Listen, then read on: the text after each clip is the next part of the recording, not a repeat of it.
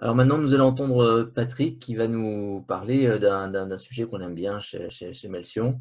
C'est la question de la négociation et plus particulièrement la négociation raisonnée. Patrick, nous t'écoutons. Alors la négociation raisonnée, merci Jean-Christophe, c'est une des formes de négociation. La plus ancienne des formes de négociation, probablement, on pourrait la résumer comme cela, ça n'est pas de la négociation raisonnée. Est-ce que vous voyez mon écran? C'est donc bien sûr dans le parrain, je vais lui faire une proposition qu'il ne pourra pas refuser, soit sa signature, soit sa cervelle sur le contrat. En fait, il existe 4 grandes méthodes de négociation. La force, dont nous venons de donner un bon exemple, la ruse ou le mensonge, le compromis et enfin la négociation raisonnée. Alors nous, on pratique et on recommande la négociation raisonnée qui a été décrite en 1981 dans un livre qui est devenu un best-seller. Je pense qu'il y a plus de 5 millions d'exemplaires vendus, de 2 auteurs, Roger Fisher et William Ury, qui sont tous les deux professeurs à Harvard. Et le titre du livre, Getting to Yes, est un peu accrocheur, mais surtout, ça va développer la théorie de cette fameuse négociation raisonnée. J'en viens un instant en arrière pour vous donner quand même une petite explication de ce que sont les différentes méthodes. La force, c'est quand vous imposez à quelqu'un, ou qu'on vous impose, si vous êtes de l'autre côté, une situation, une solution dont vous ne voulez pas forcément, mais cette solution, finalement, on vous dit take it or leave it, tu prends ou tu laisses, mais ça va mal se passer si tu laisses. La ruse et le mensonge sont plus subtils. C'est souvent ce qu'on voit lorsqu'on a affaire à des gens qui sont des négociateurs un peu inexpérimentés ou des typologies particulières d'individus, dans lesquels on va mentir ou mentir par omission. Et donc mentir ou mentir par omission, c'est-à-dire ne pas présenter la réalité de la situation, mais essayer de se donner un avantage dans la situation, une sorte de carte dans la manche, c'est extrêmement répandu. Et la difficulté de ce mode de négociation, c'est que ça ne marche qu'avec les idiots. C'est-à-dire que dès que la personne en face de vous a la moitié d'un neurone, elle réfléchit et elle voit assez vite que votre posture n'est pas authentique et que ce que vous dites n'est pas complet. Il suffit de poser quelques questions à quelqu'un qui veut vous mentir pour que ça devienne compliqué. Un indice, si la personne s'énerve, c'est parce que vous êtes arrivé à l'endroit où elle n'a plus de réponse. Et bien entendu, à ce moment-là, vous avez une difficulté, il a une difficulté, bien entendu, à continuer à dialoguer avec vous. Le compromis est plus pervers. Le compromis, c'est le moment où on se dit, ah, il faut quand même qu'on trouve un accord et bon, bah, allez, on coupe la poire en deux. Alors là, c'est ce qu'on appelle une négociation lose-lose, hein, c'est-à-dire qu'il y a personne qui gagne, puisque si j'ai envie d'une poire et que vous avez envie d'une poire et qu'on se retrouve chacun avec une demi-poire, certes, c'est mieux que rien, mais ça ne permet pas forcément de faire son plat ou sa recette, parce qu'il vous fallait une poire entière, voire plus.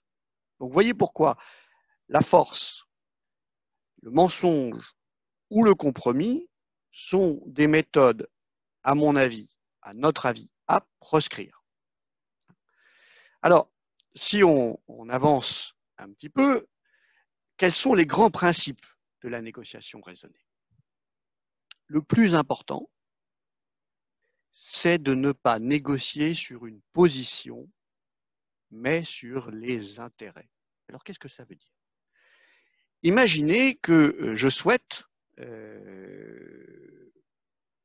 vendre mon produit, mon service, à un certain prix et que j'annonce évidemment ce prix.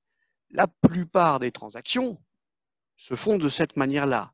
On met un prix sur l'étiquette et le consommateur, il l'achète tel quel ou bien il négocie, mais en général, sur plein de produits maintenant, la marge de négociation est assez faible, le prix du produit est connu et donc il n'y a pas de négociation. Mais si on est dans un cas où on peut négocier, ah, écoute, Grégoire, comment tu pourrais essayer de nous aider chez Melsion à rendre les chroniques virales pour qu'on ait plusieurs centaines de milliers de personnes qui les regardent chaque semaine? Parce qu'après tout, notre mission chez Melson, c'est d'aider tous les entrepreneurs. Et donc, même ceux qu'on ne connaît pas pourraient peut-être bénéficier de ce que nous racontons tous les vendredis. Y a-t-il un prix? Peut-être, mais pas forcément. Et donc, s'il est intelligent, et il l'est, Grégoire va m'interroger pour comprendre quels sont mes intérêts, et je vais l'interroger moi aussi pour comprendre quels sont ses intérêts, afin de chercher ensemble la zone de discussion et chercher une solution gagnant-gagnant. Alors, parfois, la négociation, elle est tendue et on n'y peut pas grand-chose. Et donc, même si c'est un conflit, ça n'est pas obligatoirement un conflit chaud. On peut faire d'un conflit, et c'est un des troisième principes, c'est le troisième principe de négociation raisonnée, un problème à résoudre ensemble. Et là, on a un changement de perspective. Et lorsqu'on change sa propre perspective, le partenaire avec qui on négocie va lui aussi devoir changer sa perspective. Ça sera peut-être dur pour lui, mais si vous le traitez avec gentillesse, et c'est la quatrième règle, être conciliant avec les personnes, tout en restant ferme, bien sûr, sur vos intérêts, mais avec beaucoup de respect et de compréhension pour les personnes. Dernier principe de la négociation raisonnée, séparez vos phases de négociation en 3 phases. L'analyse, quel est le sujet, et c'est un dialogue avec votre autre partie. Chercher des solutions ensemble, de façon créative. Et enfin, passer à la phase de choix. Et pourquoi c'est important de le faire ainsi? Si vous essayez de choisir trop tôt, vous vous fermez des options. Il est parfois préférable de faire durer un petit peu plus une négociation afin qu'on voit émerger des possibilités de solutions avant de se dire, tiens, quelle est la meilleure? Et bien sûr, on juge l'importance de chacune des solutions face aux intérêts qu'on a compris de chacune des parties, qu'on a compris et qu'on a écrit. Alors, il y a 2 grandes difficultés qu'il faut passer dans la négociation raisonnée. D'abord, vous trouverez des gens qui vous disent « Ah oui, mais la négociation raisonnée, c'est trop gentil, c'est trop soft, sous-entendu, s'il n'y a pas de sang sur la table, ce n'est pas une vraie négociation. » Alors, oui, bien sûr qu'une négociation, à un moment, on a des intérêts divergents. Et ces intérêts divergents, ils peuvent mener à un dialogue musclé. Mais ce ne sont pas les seuls intérêts qu'on va trouver dans une négociation. On va trouver aussi des intérêts convergents et des intérêts différents.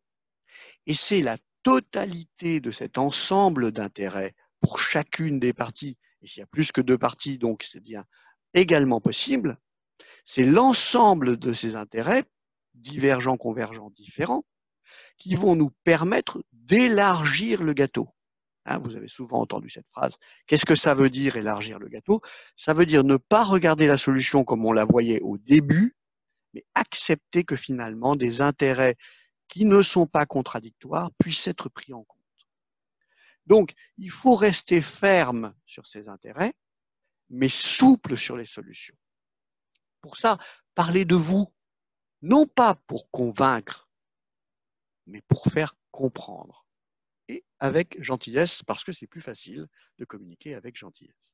Deuxième reproche qu'on fait à la négociation raisonnée, ça n'est pas une garantie de réussite. Eh bien non, l'univers, grande surprise, ne donne pas de garantie. Et donc, il est primordial de préparer une solution de repli, que dans notre jargon, on appelle le BATNA, Best Alternative to a Negotiated Agreement, en français la MESOR, la meilleure solution de rechange, bref, le plan B. Qu'est-ce qui se passe si on ne tombe pas d'accord? Il y a 2 aspects là-dessus qui me fascinent. Le premier, c'est que Si quelqu'un n'a pas de BATNA, il a une position qui est fragile. Vous pouvez l'emmener dans des endroits où il va être de plus en plus inconfortable. Et donc, ça n'est pas une bonne idée que votre partenaire dans la négociation, lui non plus, n'ait pas de BATNA. C'est contre-intuitif. Mais il faut que vous ayez une solution de rechange au cas où la négociation n'arrive pas au but. Et il faut que lui également ait une solution de rechange.